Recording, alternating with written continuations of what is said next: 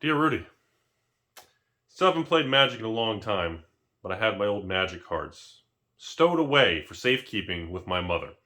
I recently found out she stumbled across my old Magic cards while cleaning and threw out multiple cards that my mom thought was demonic, including Chains of Goblin Wizard, Beta Shivan Dragons, Beta Tutors, Suchis, Sliver Queens, Beta Demonic Nether Voids, Invoke the P. Ouch.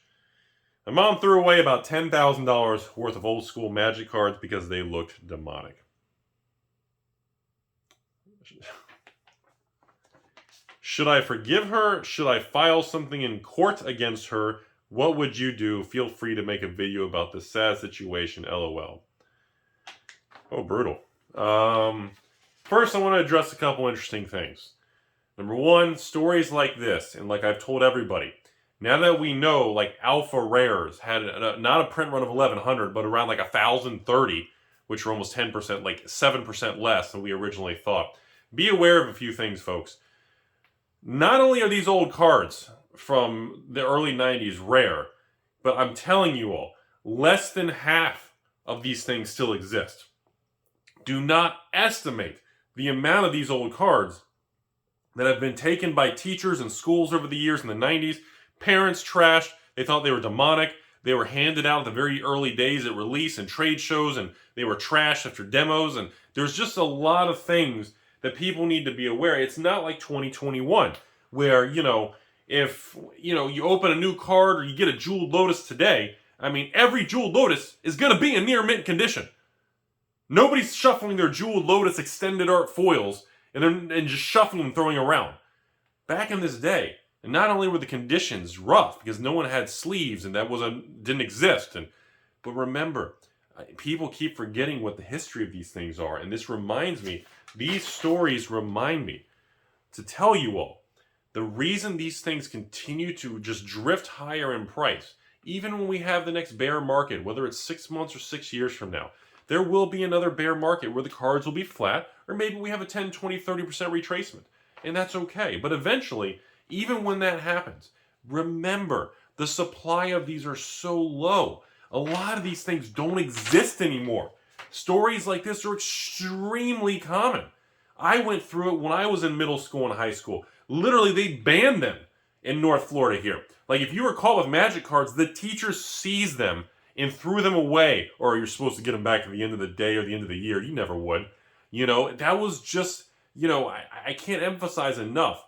And then the media, on the local news, the media, they're always honest and accurate, right? The media back in the 90s just talked about how these cards would ruin kids and get them in basements and worshiping the devil, all this crazy stuff, So I just want to remind people, first things first, this reinforces why there are not many of these left in the world. So when someone says, oh, Rudy, that Library of Alexandria and Bazaar Baghdad, the print run of that thing's like 30,000 cards, man. There's probably like 25,000 of them left. Really? You think there's 25,000 libraries or bazaars in the world? Yikes. Yeah, just be aware. That's not Alpha Rares that have a print run of 1,030 cards. We'd be lucky if there's 500 left. Of that 500, we'd be lucky if 100 of them are even in an unplayed condition. That's the reality of the situation. And I just, so anyways, back to this guy's question of what would you do? What should I do? Should I forgive her? Should I file something against my mom in court? I don't know. He might just be adding that as a meme. I'm not sure. I'll be honest with you. First, I got to state the obvious. I'm going to be just, good cop, bad cop here. But why on earth would you be stowing over $10,000 worth of high-end rare Magic cards at your mom's house, which is nothing wrong with that, but why is she not aware of the value? Why did you not tell her, hey, by the way, there's a hidden box in my old bedroom in the closet on the top shelf that contains very expensive things. Just be aware. Now, maybe this individual had a bad relationship with his mother or family member, and he didn't trust them, and he didn't want to tell them. That's very common. I've heard that before where people say, well, Rudy, it's easy, just tell your significant other or tell someone else or a family member when you're gone or you're in the military or if you're traveling or if you move out for work or college, just tell them there's 20 grand in rare cards. a lot of people don't want to tell them because it makes it a target. Because a lot of people don't have stable situations. A lot of other people have brothers and sisters or stepsisters that get stuck in washing machines or underneath the couch or table. A lot of people have stepbrothers and sisters that are just not trustworthy. They get stuck a lot of times and they have to call the plumber over. And then creepy Rudy has to show up. And that's how you get step parents. You can't always trust the other people. So for those of you out there that always the top comment, I have to say that because the top comment of this video is just going to say, well, Rudy, why didn't he just tell them? That's usually the reason. Usually it's because there's issues between the individual family members or significant others or brothers and sisters or whatever it may be. So I'm going to assume it's something like that. So that's why he didn't want to tell the value of these old cards. But then you run into the situation like this, where the other party doesn't know how expensive they are. They just see a box of old cards. They think, oh, this is stupid. Goodwill, garage sale, or what's this worth? $5, trash can. And that happened a lot. I wouldn't be surprised if 20% of the old Magic cards were just trashed from parents and teachers of the 90s. Seriously. Oh, God, stuff like that. So, in this situation, as far as what you can do against... I mean, dude, I don't know what the situation is. Assuming you're on good terms with the individual, what are you going to do? Unless your mom is financially well off with a ton of money, I don't know what you're going to get after. And even then, I'm not an attorney. I'm a loser basement dropout guy in a basement of my third floor parents' basement with 3 balls. Just remember, though, I'm going to assume, even though I'm not an attorney, there's no intent. And the fact that your mom didn't have the intent to take $10,000 from you, I don't think you have any form of case or information. Again, you can speak to a legal person, but I don't know what you're going to get out of it. When you sue your own family, and even then, you're going to go in front of a judge, and the judge is going to look at you and go, so what's the problem here? She threw away my $10,000 in Magic cards. Oh, that sucks. Okay, then the mom's going to say, well, I didn't know they were expensive. I was cleaning the house. There's no intent there. There's no intent. There's no... I just don't see how that would hold up. And again, I'm not an attorney. Talk to someone who's licensed, not a guy who can't even get a haircut, As far as should you forgive her, obviously, look, I'm not the best person to ask on forgiveness and things like that, because one of my weaknesses in this world and one of my Achilles heel is I'm very bad at letting things go. And that's just how I'm wired. Like when someone does something bad to me, or I have a patron that opens a claim against me and takes $500 and keeps the product type thing. Like, that name, I never forget that name. They go on a blacklist, and I've had people even apologize and resend the payment and everything, and it doesn't matter. You're dead to me, and I'm very bad at that situation. I've never been able to deal with that, and that's a personal thing I deal with. Same thing with people I've had in my life, with old coworkers, ex-girlfriends. I think the Rudy's ex is like a meme at this point, but ex-coworkers or a family member, I'm not good at that. So if you want an honest opinion, should you forgive your mom? I think you probably should, because I don't feel like there was intent here. That's kind of what I'm going to go with. It's still a really crappy situation, and look, you're never going to get those cards back. Those things are gone. If she threw them in the trash, a garbage truck came by and compacted that crap and smashed it to pieces, and dude, it's done. That crap is gone. That sucks, dude. I would try to talk to her and at least get more information, but even then. I guess what's interesting is that she didn't just go through and say, I don't like Magic cards.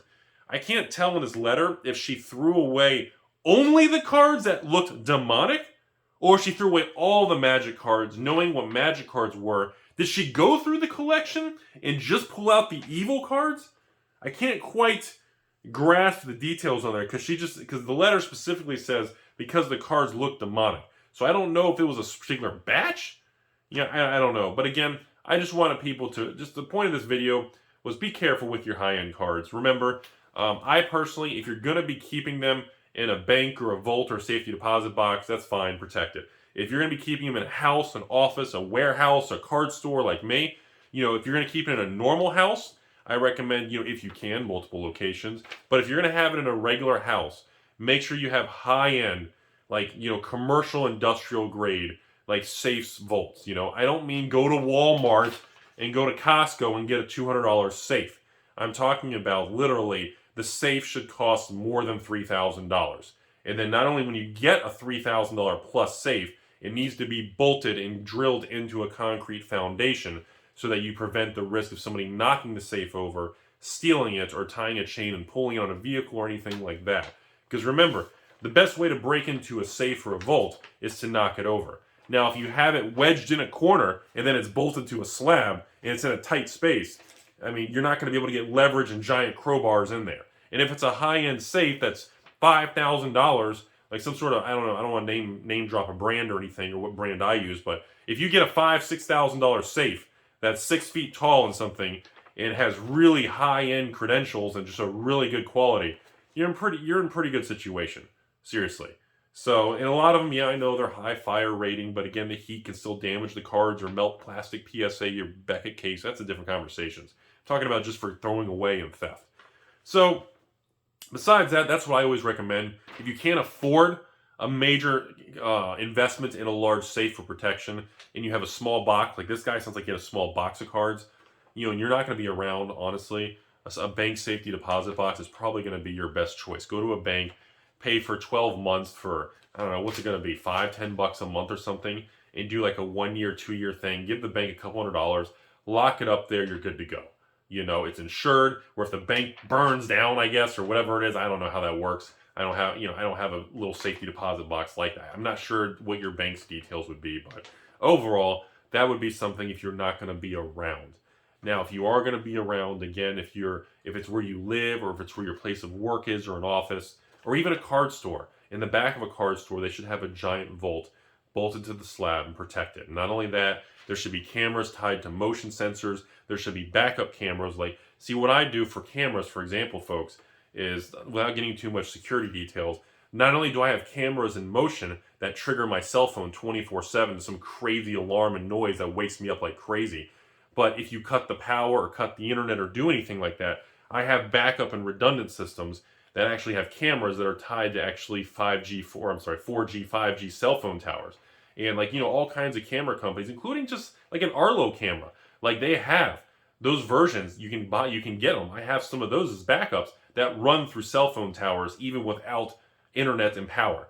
So, you know, I have redundant backups and things like that. So I use things like that. So even if there is motion and somebody discovers the safe and goes to it, you know, I'm going to be aware quickly. That kind of one of those situations. So that's a really bad all I recommend as far as the court thing goes. I guess talk to her. It depends on the relationship. But I mean, honestly, to end the video, what would you do? I don't think there's much you can do, man. I think you're just out of luck. I hate to say it, dude. That's a crappy situation. And I just hope other people watching this video can learn from it. And when you have expensive high-end stuff, you need to protect it and be aware of it. It's, you know, I hate to be cheesy, but it's like Spider-Man type stupid stuff. When you have great power, you have great responsibility. And the higher up you go in the food chain with assets and expensive, rare things, that comes with, you know, baggage and responsibility of protecting and always being aware of it. It's just part of life. So hope you guys learned something. Sorry to hear about that, man.